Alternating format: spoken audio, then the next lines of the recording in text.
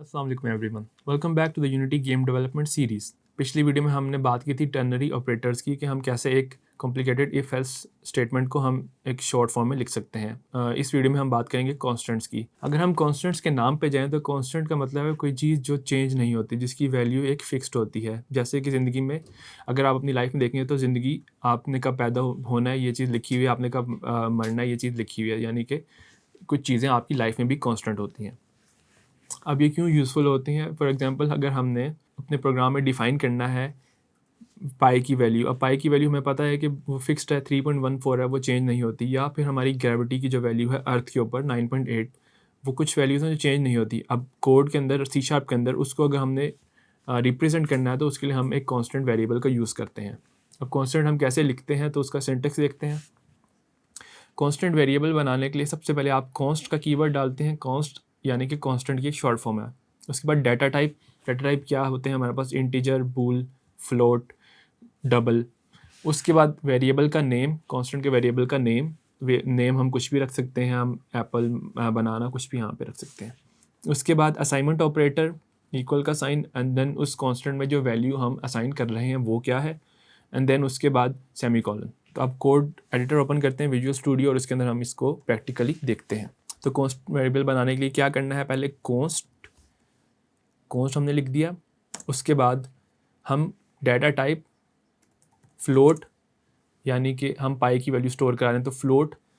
उसके बाद पाई, अब मैं अपर केस में इसलिए लिख रहा हूँ क्योंकि ये नेमिंग कन्वेंशन होती है, यानी कि अगर जो कांस्टेंट वेरिएबल है उसकी जो हम वेरिएबल का नाम है वो हम यूजुअली अपर केस में लिखते हैं, ताकि कोई भी हमारा कोड अगर रीड कर रहा है तो उनको समझ आ जाए कि भाई ये एक कांस्टेंट वेरिएबल है, बजाय ऐसे कि वो देखे कि हाँ कहाँ पे इसने ये वेरिएबल बनाया हुआ था। वो अगर इधर हमने नीचे जाके कहीं पे पाई यूज़ किया है तब भी उसको पता चल जाए कि ये कांस्टेंट एक वेरिएबल है। उसके बाद असाइनमेंट ऑपरेटर और उसकी वैल्यू 3.14 f और सेमीकोलन, हमारा स्टेटमेंट एंड होगी।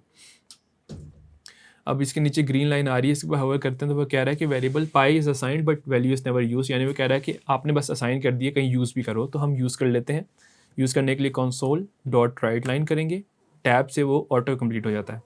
और यहाँ पे हम पाई की वैल्यू यहाँ पे लिख देते हैं, the value of pi is,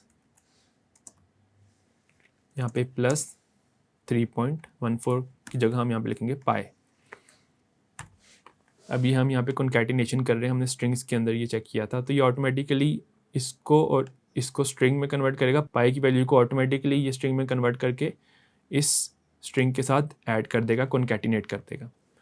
अब हम इसके बाद कंसोल डॉट रीड की करते हैं ताकि हमारा कंसोल बंद ना हो जाए खुद ब खुद, और हम यहाँ पे रन के बटन पे क्लिक कर देते हैं।